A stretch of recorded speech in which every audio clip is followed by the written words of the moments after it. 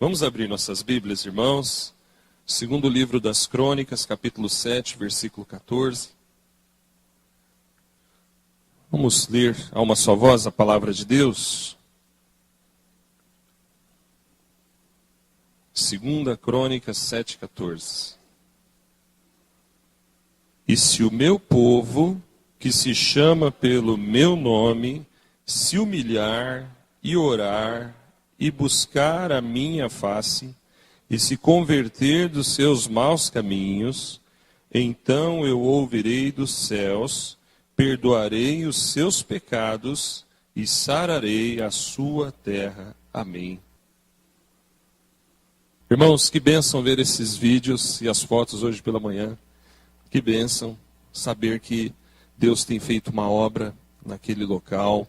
Ver aqueles irmãos, irmãs, ver aquele trabalho é algo que realmente nos empolga e nos incomoda. Sabe por que nos incomoda, irmãos? Porque nós desejamos ver o agir de Deus na nossa vida também. Nós desejamos ver o agir de Deus na vida da nossa igreja, na vida do nosso povo.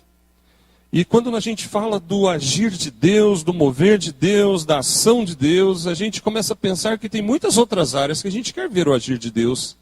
A gente quer ver o agir de Deus na nossa vida física, nos dando saúde, vigor, forças, curando enfermidades.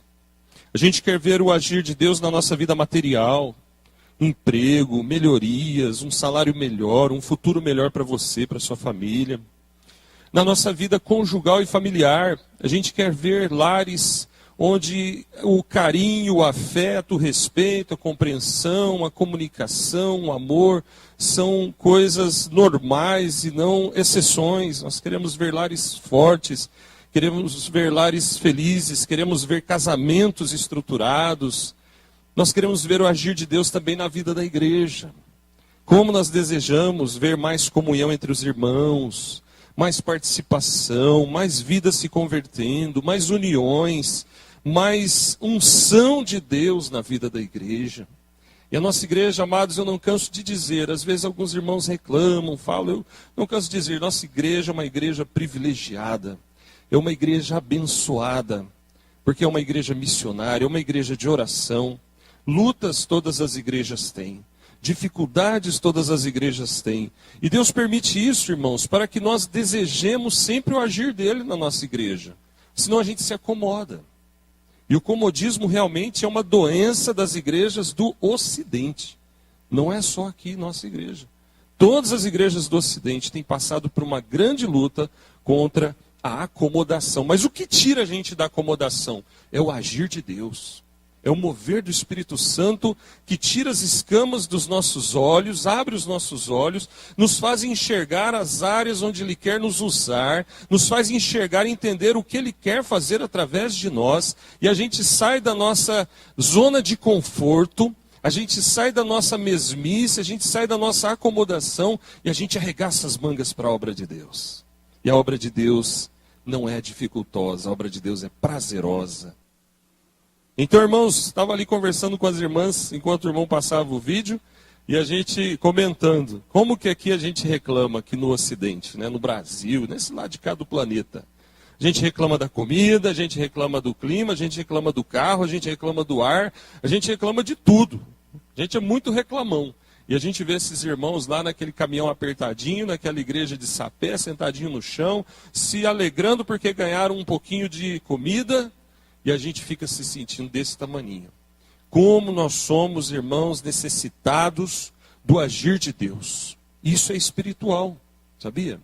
Essa situação que a gente observa do lado de cá do mundo é algo totalmente espiritual. Porque ver aquele povo com tanta dificuldade, com tantas privações, dormindo no chão porque passou a noite trabalhando para o Senhor e prontos para passar mais um dia na presença do Senhor. Isso é ou não é o agir de Deus na vida desse povo, irmãos?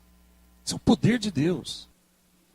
E nós precisamos buscar o agir de Deus na nossa vida, na nossa casa, no nosso lar, na nossa vida pessoal, no nosso casamento, nos nossos negócios, no nosso trabalho, nas nossas finanças, na parte emocional. Mas acima de tudo, irmãos, nós devemos buscar o agir de Deus na nossa vida espiritual. Aí é o miolo. Aí é o cerne, aí é o coração de tudo. A vida espiritual, irmãos, estando cheia do agir de Deus, vai comandar e vai fluir para todas as outras áreas da nossa vida. Por isso nós oramos, clamamos, buscamos a Deus, e sabemos que sem Ele nós nada somos. Sexta-feira tivemos aqui, irmãos, a vigília. Que vigília gostosa, abençoada. Nós tínhamos quase 20 pessoas. Veja que bênção. Tem igreja, já cansei de falar e repito sempre, irmãos, já fui pastor de igreja, que na vigília estava eu, a Marlene, às vezes eu, a Marlene, o Jô e a Jéssica, quando eles podiam ir, que o Jonas já trabalhava à noite, até num período lá.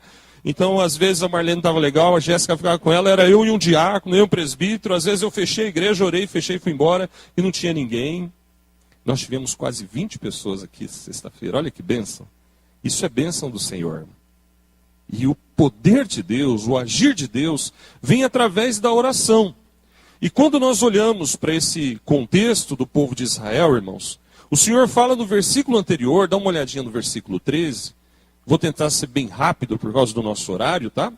Mas o Senhor fala no versículo 13, que Ele poderia cerrar os céus, Ele poderia deter a chuva, Ele poderia fazer vir tempos de sequidão, de aridez. Ele chega até a falar de gafanhotos e pestes que ele poderia enviar sobre o seu povo também.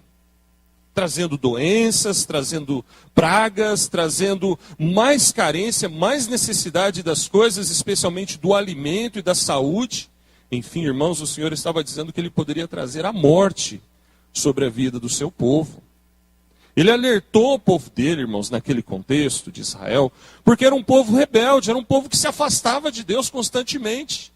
Você que já leu o Velho Testamento, e você não leu, que ainda não leu, leia, mas você que já leu sabe, que era um povo muito inconstante, era um povo muito rebelde, que apesar de ver milagres e maravilhas de Deus, como o mar se abrir, como o maná cair do céu, era um povo que já tinha na sua história, na sua trajetória, essa doença de se afastar de Deus e buscar outros ídolos, outros deuses.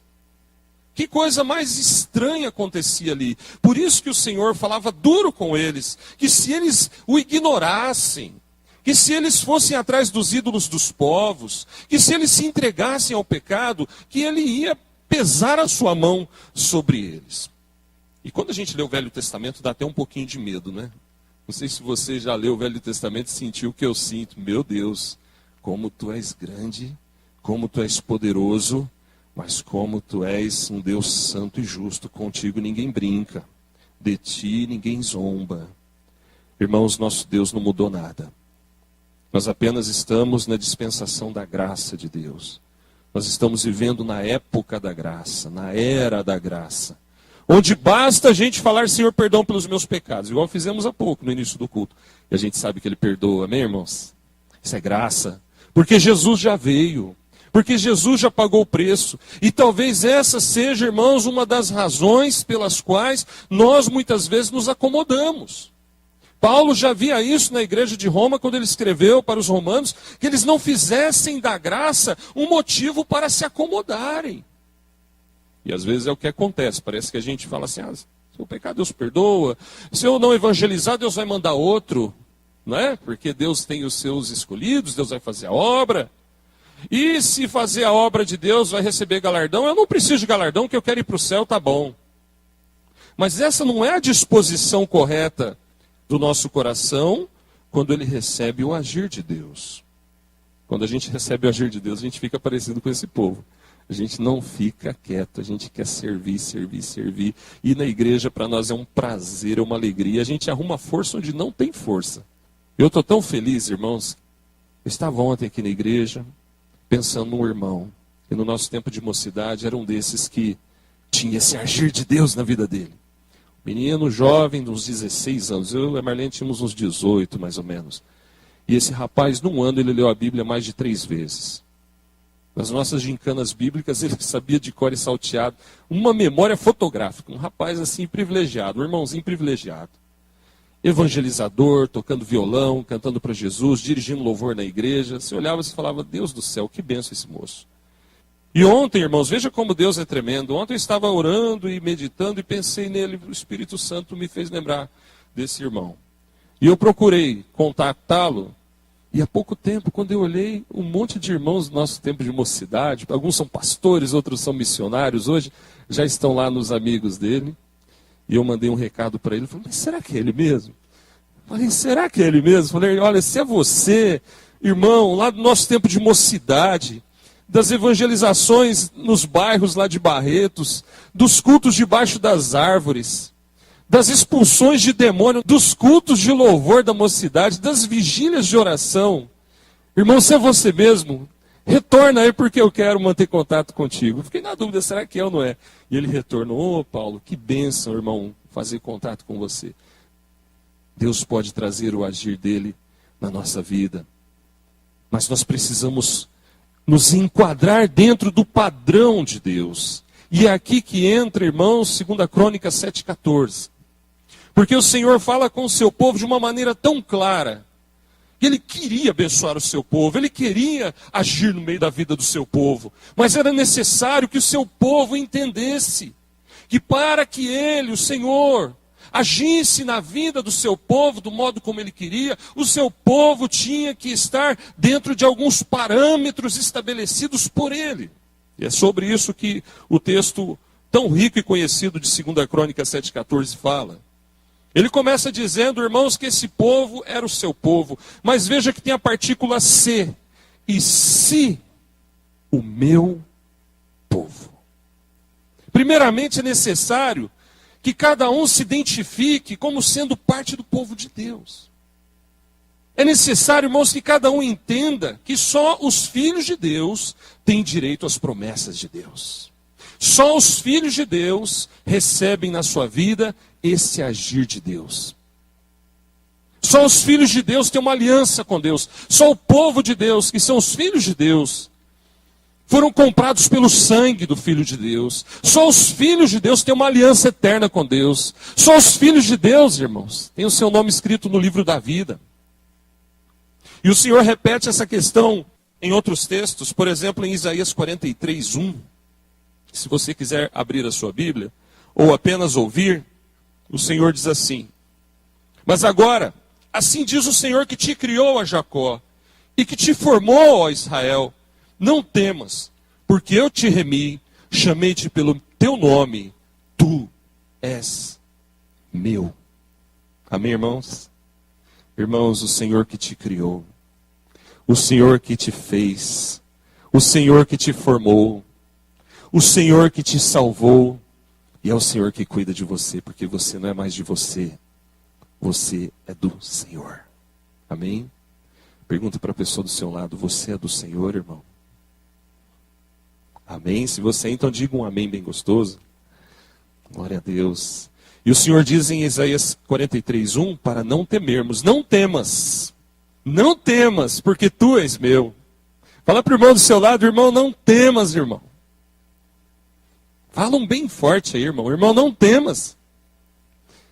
Sabe por quê? Porque essa pessoa que está do seu lado, dando esse sorrisinho meio sem graça, né? Talvez está passando por uma situação que só ele sabe. Não temas, irmão. Você é povo de Deus. Você é filho de Deus. Então o Senhor diz essa palavra para você. Tu és meu. Mas ele diz, se o meu povo, e prossegue dizendo, que se chama pelo meu nome.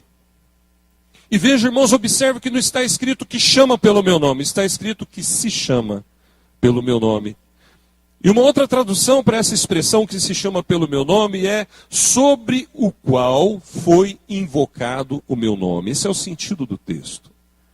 Se chamar pelo nome de Deus significa que o nome de Deus foi invocado sobre você, sobre a tua vida. Hoje nós cantamos aquele cântico que a Mayla ressaltou sobre o poder do nome de Jesus. Esse nome tem poder, irmãos. Que nome poderoso.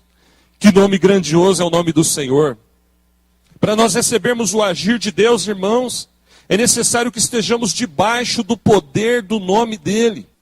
Se chamar pelo nome de Deus, lembre, é ter sobre você o nome de Deus invocado. O que é invocar? É clamar. É buscar, é declarar que Ele é o meu Senhor. Por isso que nós temos aqui a profissão de fé. Veja, irmãos, hoje em dia tem umas igrejas por aí que são as igrejas da declaração positiva. Aquelas igrejas que você não pode falar que tem problema, você tem que falar que está tudo bem, ainda que esteja passando por um problema. Isso não tem base bíblica. Mas as declarações na Bíblia têm um significado muito importante. Lembre que Jesus disse: quem confessar a Deus aqui na terra, eu confessarei diante do meu Pai. Mas quem me negar na terra, eu negarei diante do meu Pai. Confessar o nome do Senhor, declarar o nome do Senhor, é algo que nós temos que praticar constantemente. Mas é preciso que estejamos debaixo do poder deste nome. Não basta dizer, eu sou de Jesus e pronto. Não, eu tenho que viver debaixo do poder do nome de Jesus. Isso é tão tremendo na nossa vida, irmãos, que no contexto bíblico, o Senhor fala, se o meu povo que se chama pelo meu nome, ou seja, esse é um povo que é muito mais do que um povo de palavras, é um povo que vive debaixo de uma invocação.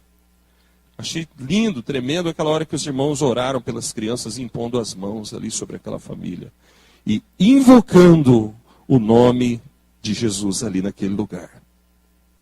O nome de Jesus tem um poder tremendo que nós muitas vezes não lembramos. Precisamos sempre recordar disso. A palavra de Deus diz lá no Salmo 91:14. Porque a mim se apegou com amor, eu o livrarei. Poloei a salvo porque conhece o meu nome. Conhece o meu nome.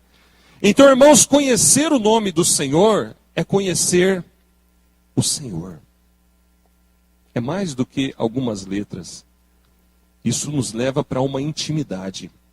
Isso nos leva para um caminho, para um tipo de vida. Não é um amuleto, é comunhão. Conhecer o nome do Senhor, chamar o nome do Senhor, invocar o nome do Senhor, é ter comunhão com o Senhor. Note que o Salmo 91, ele está dentro de um contexto de guerra espiritual, que a gente costuma falar, né, que é um salmo de guerra. Por quê? Ali o Senhor fala muitas coisas acerca dessa questão do inimigo e da proteção que ele nos dá, mas veja no versículo 14, o Senhor fala que vai nos colocar a salvo porque conhecemos o seu nome. Conhecemos o nome do Senhor. Sabemos que o nome do Senhor tem poder. Amém, irmãos? Eu não sei se você já se confrontou com alguma situação em que você teve que clamar mesmo com muita fé pelo nome de Jesus, para ver o poder do Senhor ali se manifestar. Numa situação de necessidade extrema. Veja, a gente lida com isso todo dia. A gente começa o dia clamando pelo nome. Senhor, abençoe esse dia em nome de Jesus. Amém. Não é assim? A gente vai comer, Senhor, abençoe esse alimento em nome de Jesus. Amém. Toda hora a gente está clamando pelo nome de Jesus. Mas lembre, irmãos, um dos perigos que nós incorremos é nos afastarmos do agir de Deus. É nos acostumarmos com o espiritual, com o sagrado, com o religioso. E passarmos a viver como se isso fosse uma coisa tão corriqueira como beber um copo d'água, ou andar de bicicleta. Não. O poder do nome de Jesus, irmãos, é essencial na nossa vida. Eu me lembro uma situação, foi uma das situações que, justamente no tempo desse irmãozinho que eu estava compartilhando aqui, naquela época, irmãos, a nossa mocidade vivia um mover de Deus que marcou as nossas vidas. Dali saíram missionários e pastores, não é só um não, tem vários. E outros estão nas suas igrejas, servindo o Senhor, com alegria, trabalhando para o Senhor. Tem presbítero, tem diácono. Mas daquela turma, irmãos, marcou a nossa existência. Eu me lembro que certa vez eu estava numa borracharia de um desses irmãos, orando com um colega meu que não era crente. Só para resumir a história. Encontrei na rua, comecei a falar de Jesus e ele aceitou uma oração. Começou a chover. E nós entramos justamente na borracharia de um dos irmãos da mocidade. Borracharia, você sabe, fica aberto, né, na maioria das vezes. Vamos esconder lá da chuva. E comecei a orar por ele. Falamos de Jesus, comecei a orar. E na hora da oração, o demônio manifestou na vida desse rapaz.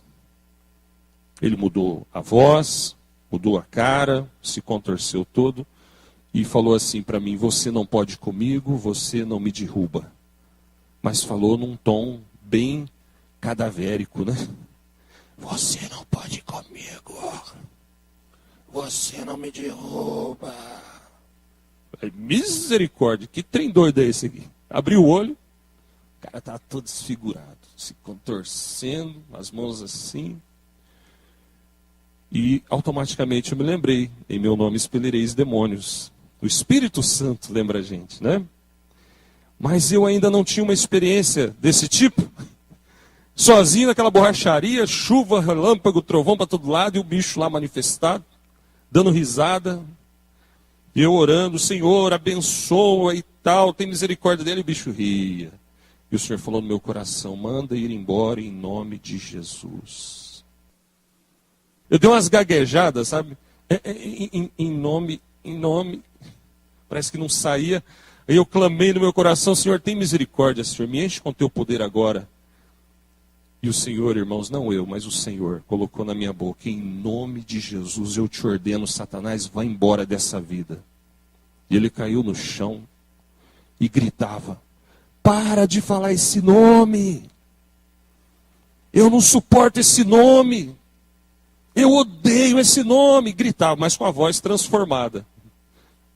Irmãos, que experiência. E depois de alguns minutos orando, ele voltou a si. Ouviu mais do Evangelho, os irmãos chegaram, eles tinham ido uma reunião de oração, apareceu aquela turma com violão e tudo. Ô Paulão, o que está acontecendo aqui, rapaz? Ah, estou aqui orando com esse colega meu aí, manifestou uns demônios aí, então vamos orar de novo. Aí aquela turma, aquela rapaziada, jovens e adolescentes. Oramos lá, o bicho manifestou de novo, e aí os irmãos tinham mais experiência nessa área de libertação, foram me orientando e tal, e a gente orou. Enfim, esse rapaz teve a sua oportunidade de encontrar-se com Jesus. Ele foi liberto e pôde ouvir a salvação e orou confessando Jesus. Dali para frente eu não sei o que aconteceu, perdemos o contato. Mas eu creio, irmãos, na palavra que diz que aquele que começou boa obra em vós há de completá-la até o dia de Cristo Jesus. Eu creio que eu vou encontrar esse colega no céu um dia. E quem sabe antes disso aqui na terra, a gente ainda se encontra numa igreja, numa rua, com a Bíblia na mão, porque Deus começou uma obra ali. Mas veja, irmãos, foi uma experiência que marcou minha vida.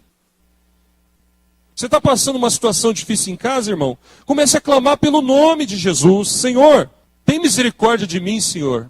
Eu clamo pelo teu nome nessa hora. Em nome de Jesus, abençoa esse lugar. Em nome de Jesus, Senhor, abençoa essa casa. Em nome de Jesus, abençoa a minha vida. Seja o que for, irmão. É lógico que você vai orar do jeito que Deus conduzir a sua oração. Mas lembre, você e eu, nós estamos debaixo do poder do nome de Jesus. E não precisamos ver um endemoniado para saber disso. Mas às vezes Deus permite para nos lembrar. Ó, lembra que é tudo pelo meu nome. E o Senhor continua dizendo, irmãos, que esse povo que se chamava pelo nome dele, deveria se humilhar. E aí você faz a leitura da seguinte forma, e se o meu povo, reticências, vai lá na frente, se humilhar. Porque tudo que está antes desse verbo, nós já vimos, que se chama pelo meu nome. Irmãos, por que Deus quer que a gente se humilhe? Por que a gente tem que se humilhar? Porque nós somos orgulhosos, irmãos, por natureza. A soberba e o orgulho já estão dentro de nós. E eles só ficam esperando a oportunidade. Quando surge a oportunidade, pronto, a soberba e o orgulho querem se manifestar. Nossos sentimentos, nossas emoções, nossas fraquezas. Mas o Senhor fala, se o meu povo se humilhar. Então, irmão, muito cuidado com o orgulho. Fala para o irmão do seu lado, irmão, cuidado com o orgulho. O orgulho vai querer te pegar, irmão. O seu orgulho. O orgulho vai querer vencer você. Seja em casa, seja na família, seja na igreja, seja no trabalho. E o orgulho tem uma série de declinações, ramificações, desdobramentos e disfarces. Tem situações que quando a gente vai verificar, a raiz de tudo, a base de tudo, é o orgulho.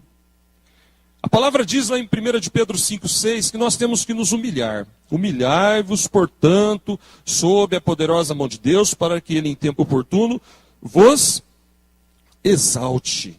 Irmãos, ser exaltado por Deus é uma coisa, a gente querer se exaltar é outra. Não funciona. Deus não abençoa.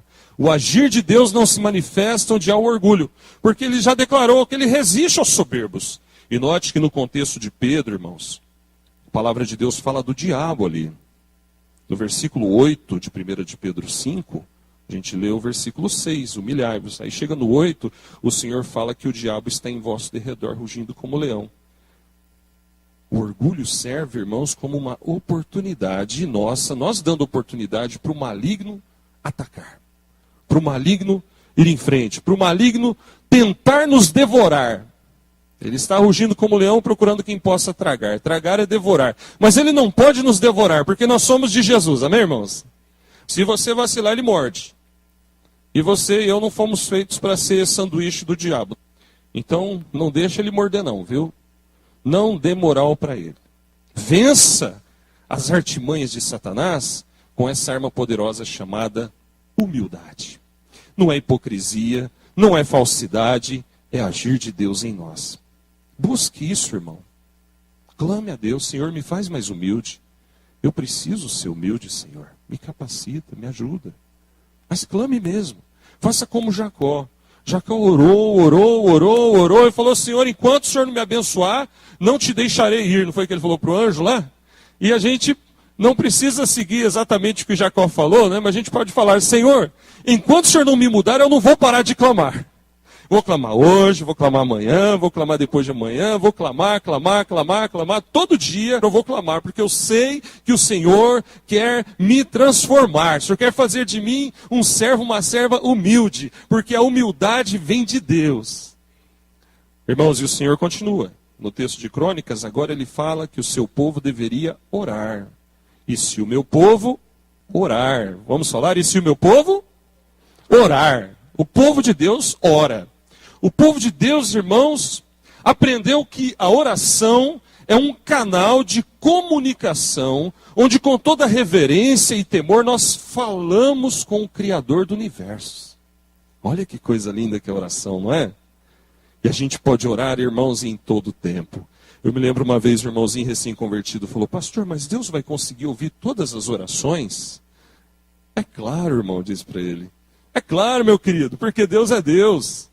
Infinitamente maior do que a gente pode imaginar. E Ele ouve todas as orações ao mesmo tempo e responde cada uma delas no seu tempo, do seu modo, mas Ele responde.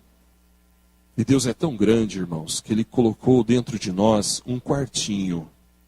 Sabe, um quartinho, o quartinho da oração. Esse quartinho, irmãos, é o lugar onde só a gente e Deus conversa. Ali não entra mais ninguém, só nós e Deus.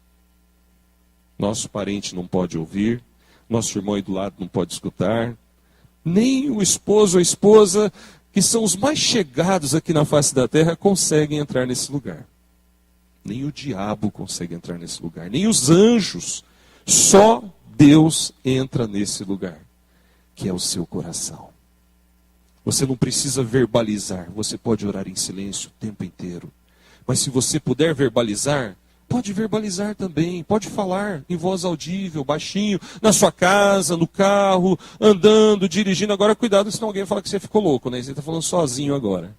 Então você saiba o momento certo. Mas é gostoso a gente também ouvir a nossa voz, quando a gente está dirigindo, não é verdade? Os irmãos aí que dirigem, vários já me falaram, pastor, eu dirijo orando. Que bom, irmão. Quando você está sozinho em casa, a irmã lá lavando louça, fazendo o serviço da casa. Clame pelo nome de Jesus, ore a Jesus, irmão, constantemente. E isso exige de nós uma disciplina muito grande, porque a nossa mente divaga para todo lado. É interessante, irmãos, que no mundo em que a gente vive hoje, são tantos chamarizes para atrair nossa atenção, que facilmente a nossa mente se desvia do Senhor. Televisão, rádio, computador, enfim. Tem hora que não tem jeito, você está trabalhando, estudando, é difícil se concentrar. E Deus entende isso também, irmão. Deus é maravilhoso. Deus não vai pesar por causa disso. Mas quando a gente pode orar, a gente peca se não orar. Quando a gente pode ir na casa de Deus para buscar um pouquinho mais do Senhor, a gente peca se a gente não for. Porque alguma coisa vai tomar aquela 1 hora, 1 hora e meia que você deveria estar na casa de Deus. Hoje de manhã, a gente estava falando aqui sobre o tempo. Buscai o Senhor enquanto se pode achar. Irmão, enquanto você tem saúde, não deixe de vir à igreja. As férias estão chegando aí, jovens. Férias. Venha na igreja. Venha na igreja na quarta-feira, irmão. Está de férias. Sai da toca, irmão. Pega o busão, pai me leva, mãe me leva. Pastor, o senhor falou para ir na igreja, eu estou sem dinheiro para o ônibus, ninguém quer me levar. O senhor pode vir buscar, irmão, agora. Dá o endereço aí que esse celular, até GPS tem. Você fala o endereço e tem uma mulher lá dentro que não para de trabalhar, né? Vire à direita. Agora, a 400 metros, vire à esquerda. Acha qualquer endereço, olha que maravilha. O meu irmão uma vez falou assim, mas vou dar trabalho para o senhor, você vai ficar buscando, levando. Não é nada, eu não vou empurrar o carro. É só ir apertando uns pedalzinhos ali, ainda põe musiquinha, louvor, vai escutando louvor, olha que gostoso, né? Sabe por quê, irmãos? Estar na casa de Deus é buscar a Deus, e é o que o Senhor fala agora no contexto também de 2 Crônicas 7,14. Buscar a minha face. Por que está separado? Orar e me buscar, ou buscar a minha face. Porque orar é buscar, mas buscar é muito mais que orar, irmão. Buscar envolve uma atitude de vida. Buscar envolve um estilo de vida, onde nós queremos não apenas alcançar bênçãos, mas nós queremos estar com Ele, na casa dEle. E a gente fica sentido de saber que está tendo um trabalho lá na igreja e eu não fui. Eu poderia ir. Não estou doente, não é? Não estou doente, não estou acamado, estou com saúde, tenho condições de ir lá e não fui. Meu Deus, estou pecando. Isso é buscar a Deus. Buscar a Deus é quando você está diante da sua TV e começa a passar uma coisa lá desagradável, você desligar a TV. Ou mudar de canal, pelo menos, né? Não ficar olhando. Buscar a Deus é você não falar mal do outro. Quando você está conversando, surge uma fofoquinha, você... Dá licença, irmão. Nem vou participar dessa conversa. Não agrada a Deus. Porque você sabe que é um estilo de vida, irmão. Buscar a Deus é você cumprir os seus compromissos para com o Senhor, com alegria, com zelo, mas com prazer também. É zelo, é responsabilidade, mas é algo gostoso, não é nada forçado. Não é forçado, não é aquela coisa que vem goela abaixo, né? Não, servir a Deus é bom. Pergunta para aqueles irmãos lá no Edson, se algum deles foi forçado a sair de casa e andar tantos quilômetros para ir na igreja. O que eles foram fazer ali? Foram ver o missionário brasileiro que estava lá? Foram ver os missionários brasileiros que estavam lá? Garanto que eles vão todo culto, não é? Com visita ou sem visita.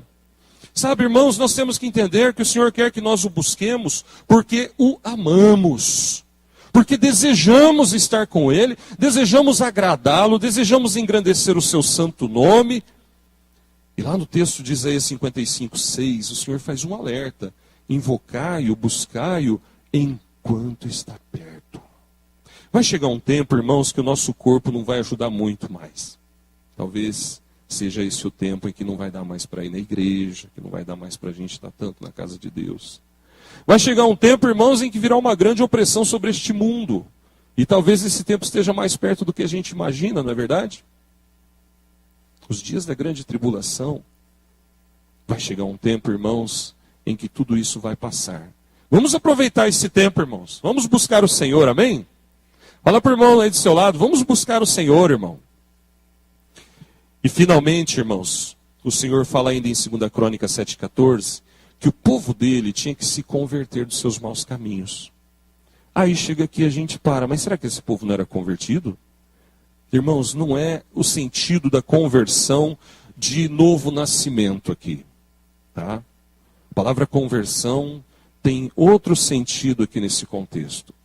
Significava ali, irmãos, que Deus queria que o seu povo voltasse ao primeiro plano, voltasse à aliança que Deus havia feito com os primeiros pais, Abraão, Isaac e Jacó. Essa aliança que muitas vezes poderia estar sendo rompida, ou poderia estar sendo de algum modo deturpada, porque o agir de Deus poderia não se manifestar mais na vida daquele povo, trazendo a aridez, trazendo a sequidão, e veja se a aridez e a sequidão não são figuras claras de uma vida espiritual vazia no nosso contexto, de um certo comodismo, ou de algum pecado, aquela praga, aquela doença espiritual que fica corroendo, comendo, destruindo o que Deus faz. Seja mágoa, seja revolta, seja um pecado oculto, seja a própria acomodação, seja o que for, irmãos. E nós temos oportunidade de quebrar tudo isso, irmãos, e vencer o mal. Fazendo como diz a palavra em Apocalipse 2:4, volta ao teu primeiro amor. Volta ao teu primeiro amor, igreja, diz o Senhor. E ainda em Joel 2:13, então outro texto bem conhecido, a Bíblia diz, rasgai o vosso coração e não as vossas vestes, e convertei-vos ao Senhor. Veja, mais uma vez o Senhor falando para o seu povo de conversão. E no contexto de Joel, irmãos, quando a Bíblia fala das vestes, é a religiosidade. Os judeus tinham muito esse negócio da religiosidade, dos costumes religiosos. E o Senhor então diz para eles, para com esse negócio, meus filhos. Para com essa religiosidade vazia, superficial, e rasga o seu coração diante de mim. Mas como que eu vou rasgar o coração, Senhor? Será que eu vou ter que fazer uma cirurgia aí, rasgá-lo? Não, meu querido. Quem rasga o nosso coração é Deus. Quem quebranta o nosso coração é Deus. Pastor, mas então por que ele está falando para a gente rasgar o coração? Porque nós temos que nos colocar numa atitude passiva. Senhor, rasga o meu coração. Nós temos que nos colocar, irmãos, numa atitude de humildade. Senhor, me enche do Espírito Santo. Nós temos que nos colocar numa atitude de filho. Senhor, me restaura e me fortalece. Era isso que o povo tinha que fazer naquele contexto. É isso que nós temos que fazer no nosso contexto, irmãos. Meus amados, por que Deus fala tudo isso para o seu povo? Veja aí em 2 Crônicas 7,14, no finalzinho ele diz, então, diga comigo, então, diga mais forte, então. E ele diz, então eu ouvirei dos céus. Então eu ouvirei dos céus. Perdoarei os seus pecados e sararei a sua terra. Certamente, irmãos, nós queremos que Deus ouça nossas orações. Seja aquela oração particular que você faz lá no silêncio do seu quarto. Seja a oração feita aqui em público na igreja. Seja a oração feita na hora do almoço, da janta, na hora de deitar, de levantar. Mas a gente quer que Deus ouça nossas orações, amém, irmãos? Nós não queremos orar por mera religiosidade. Não queremos orar por mero costume religioso. Não, meu querido, fuja disso. Essas eram as vestes que o judeu rasgava. É o costume religioso. Nós queremos, irmãos, que as nossas orações sejam poderosas. Nós queremos que as nossas orações sejam eficazes. Nós queremos que as nossas orações sejam transformadoras, a começar em nós mesmos, transformando a gente. Nós queremos que as nossas orações, irmãos, sejam canais da bênção de Deus em nós. Isso é receber o agir de Deus, irmão. É quando a gente ora e a gente sabe que Deus age na nossa vida, que Deus age no nosso coração, porque a gente sai daquela oração transformado, a gente sai daquela oração encucado, a gente sai daquela oração ouvindo o Espírito Santo falar dentro da gente aquilo que Ele quer que a gente faça e aquilo que Ele quer que a gente deixe de fazer também. Isso é o agir de Deus na nossa vida. Esse é o agir que nós queremos. E o Senhor diz, olha, eu vou ouvir a oração, eu vou perdoar os pecados e eu vou sarar a terra.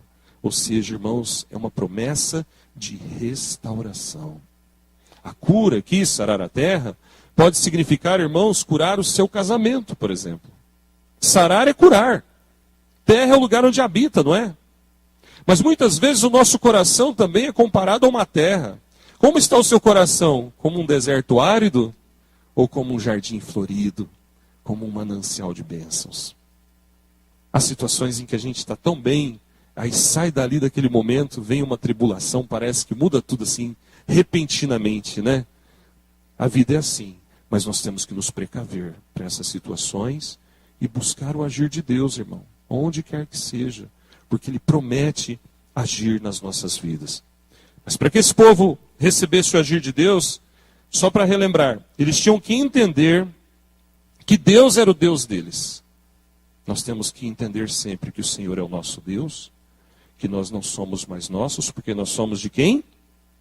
Nós somos de Deus. Nós somos dele.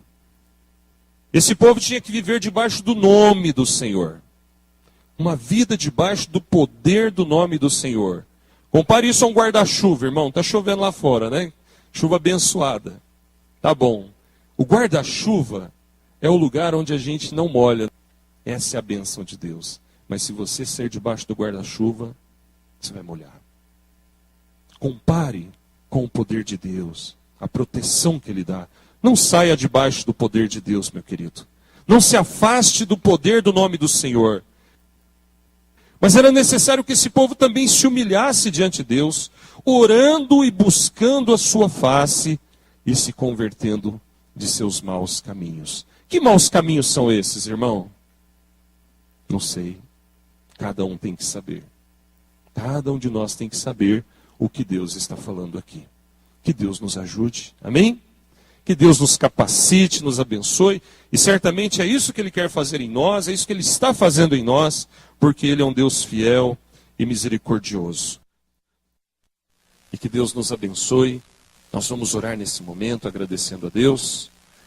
Vamos ficar de pé, irmãos, e vamos orar?